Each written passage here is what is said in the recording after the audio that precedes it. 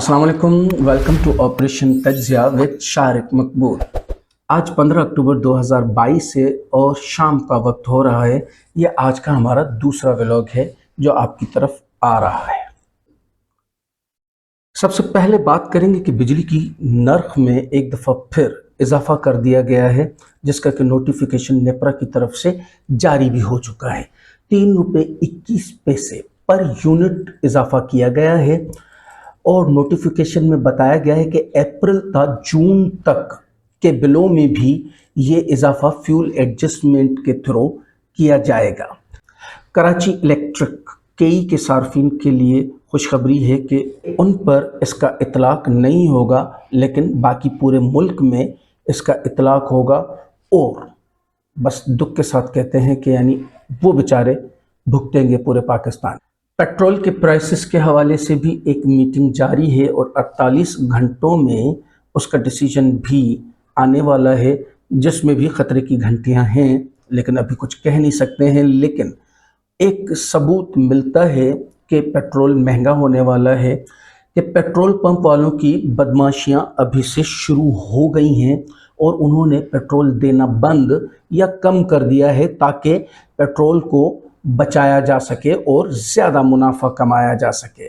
लेकिन इससे पहले अगर आप नए हैं हमारे चैनल पर तो सब्सक्राइब करना ना भूलें और साथ में दिए गए इस छोटे से बेल आइकन को ज़रूर प्रेस करें।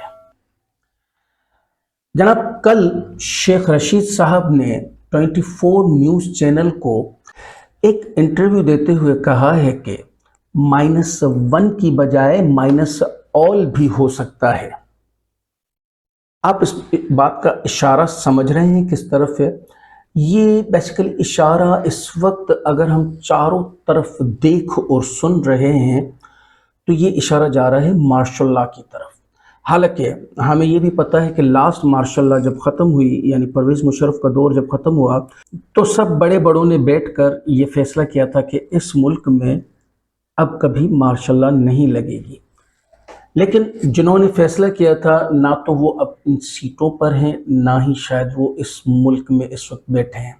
नए आने वाले क्या सोचते हैं क्या नहीं सोचते हैं, ये तो आने वाला वक्त ही बता पाएगा कि मार्शल लॉ लगती है या नहीं लगती। लेकिन जो हालात हैं और जो बयानात हैं मैं वो थोड़े आपको बता देता हूँ ताकि आप उसकी नज़र में ख़ुद फैसला कर सकें कि आया मुल्क के हालात क्या हैं। तकरीबन तमाम अच्छे बड़े तज्जियाकार, चाहे वो नून लीग कैंप से हों या पीटीआई कैंप से हों, जैसे कि नजम सेठी, डॉक्टर शाहिद मसूद, साबिर शाकिर, अरशद शरीफ, नजमुल हसन बाजवा, मंसूर अली खान, अनस मालिक, मज़हर अब्बास, हामिद मीर और बहुत सारे, सब अपने अपने तज्जियों में और अपने अपनी न्यूज़ में इस चीज़ का इशारा देते हुए पाए गए हैं। खुले लफ्ज़ों में तो किसी ने नहीं कहा, जैसे कि इस वक्त शेख रशीद का बयान भी मैंने आपको बताया।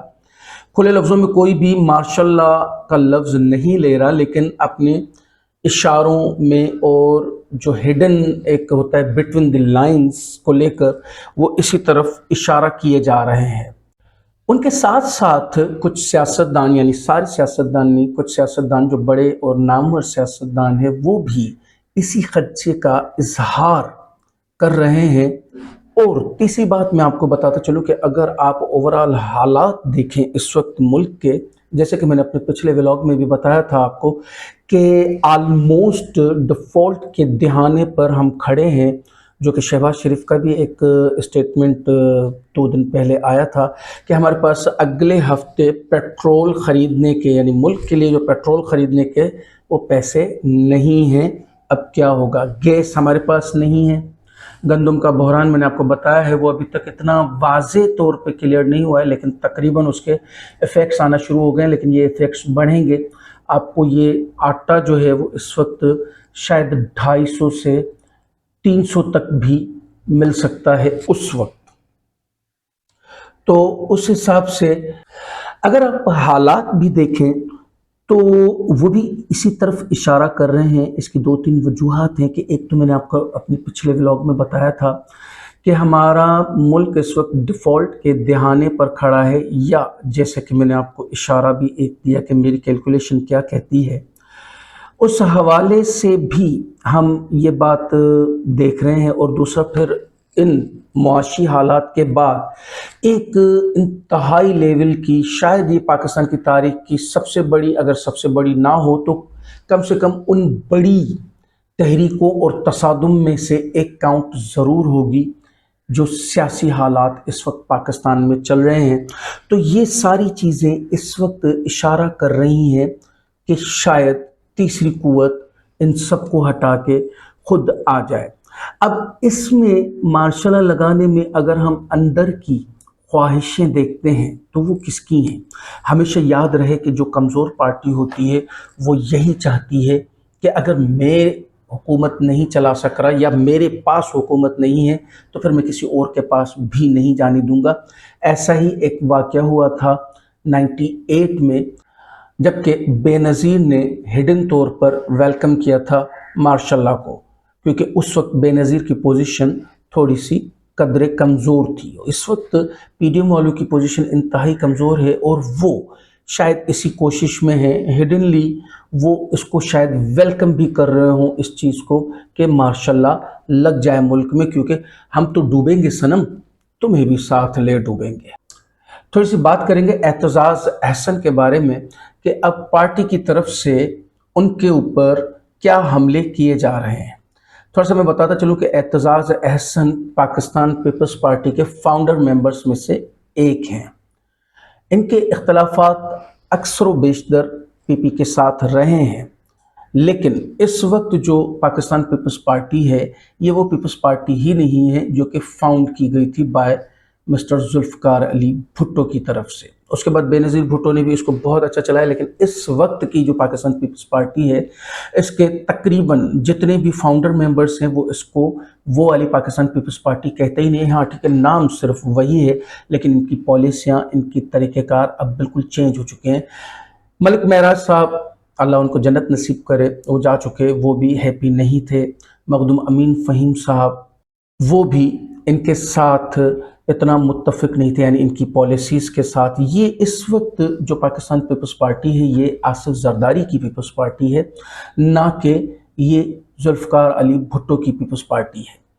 اعتزاز احسن صاحب کو شوکاز دیا گیا ہے اور ان کے خلاف ایک قرارداد پاس کی گئی ہے پارٹی میں، ود ان دا پارٹی، کہ ان کو رکنیت سے بھی فوری طور معطل کیا جائے۔ ان کو ایک نوٹس جاری کرتے ہوئے ان کو کہا گیا ہے کہ آپ ہمیشہ پارٹی کے خلاف اپنے بیانات دیتے ہیں جس سے پارٹی بہت ڈیمیج ہوتی ہے اور حکومت بھی ڈیمیج ہوتی ہے۔ اس وقت پاکستان پیپلز پارٹی جیسے کہ آپ کو پتہ ہے کہ پی ڈی ایم حکومت کی کوalition میں ہے اور بہت سی وزارتیں اور بہت سی مراعاتیں کو بھی انجوائے کر رہی ہے۔ سید طلعت نے کل ایک اور ولاگ دیا ہے اپنا، جس کا کیپشن انہوں نے رکھا ہے سیاسی رنگ بازیاں اور ٹوٹے ٹوٹے انقلاب۔ وہ ہر چیز کو رنگ بازی کہتے ہیں، اسپیشلی پی ٹی آئی کی طرف اور عمران خان کی طرف سے جو بھی باتیں آتی ہیں، جبکہ حالانکہ تاریخ گواہ ہے اور اس وقت بھی چھوٹی سی بھی عقل اور سمجھ رکھنے والا بندہ یہ سمجھ سکتا ہے کہ رنگ بازیاں کس کی طرف سے ہو رہی ہیں۔ لیکن خیر چلیں، ان کا اپنا ایک نظریہ ہے، میں ہمیشہ ان کو کاؤنٹر کرتا ہوں اور کرتا رہوں گا ان کی غلط بات پہ۔ صحیح بات جو وہ کرتے ہیں اس پہ کاؤنٹر کرنے کی نہ تو میری جرت ہے اور نہ ہی میں کر سکتا ہوں، میں چھوڑے کوئی بھی نہیں کر سکتا، کیونکہ سچ سچ ہوتا ہے اور جھوٹ جھوٹ ہوتا ہے۔ اسی لیے کہتے ہیں کہ جھوٹ کے پیر نہیں ہوتے، جھوٹ آخرکار پکڑا جاتا ہے، سچ ہمیشہ چلتا رہتا ہے۔ اینی انہوں نے کہا کہ ہم اب کس بات پر یقین کریں کہ پہلے آپ بیانات دیتے تھے کہ فوج اور پی ٹی آئی ایک ہی پیج پہ اور آپ بڑے حامی تھے اسٹیبلشمنٹ کے، اور اب آپ خلاف ہیں ان کے۔ دیکھیں، خلاف ہونا اور حامی ہونا ان دونوں میں تھوڑا سا آپ کو ایک ڈفرنس رکھنا چاہیے۔ آپ یہاں تک بیان کر دیتے ہیں کہ یہ لٹرلی دشمنی پر آ گئے ہیں، ایسا کوئی نہیں ہوتا ہے۔ اس وقت بھی اگر کہا کہ اسٹیبلشمنٹ ساتھ ہے تو بالکل وہ ساتھ ہی تھے، لیکن کیا بعد میں کوئی مکر نہیں سکتا یا کوئی پھر نہیں سکتا؟ بھلے ایک خلش ہی پیدا ہو جائے، یعنی ایک ہم کہہ سکتے ہیں کہ جھگڑے کی بنا پر، جیسے دو دوستوں میں ہوتا ہے، بہت اچھے دوست ہیں، میرا اس وقت جو اس دوست کے لیے بیان ہے وہ شاید کل نہ ہو، کسی بھی بات سے ہمارا ایک جھگڑا ہو گیا، اس طرح کی باتیں ہوتی ہیں۔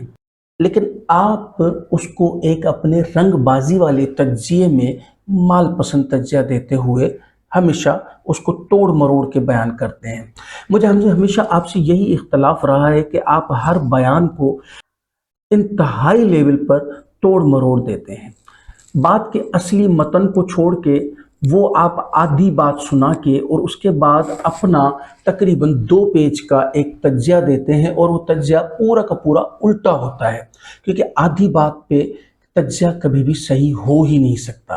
میں ہمیشہ اپنے ولاگس میں مبشر کے لیے بھی کہتا ہوں اور آپ کے لیے بھی کہتا ہوں کہ آدھا سچ جو ہے وہ جھوٹ کے مترادف ہوتا ہے، اسی لیے پوری بات بتائیں، اس پہ پورا تجزیہ دیں، آپ کو حق ہے، لیکن آدھا سچ بتا کے اس پہ 4 گنا بڑا تجزیہ اپنا دے دیں اور اپنی طرف سے اس پہ ساری باتیں جوائن کریں، یہ زیادتی ہے، اس میں آپ کو خیال رکھنا پڑے گا۔ خبریں اور بھی ہیں تھوڑی بہت، صبح کی ولاگ میں انشاءاللہ آپ کو بتاؤں گا، کیا دیکھنا اور سننا چاہتے ہیں ہمیں کمنٹس میں ضرور بتائیے۔ ویڈیو اچھی لگی تو لائک ضرور کیجیے گا، اپنی فیملی اور فرینڈس کے ساتھ شیئر کیجیے۔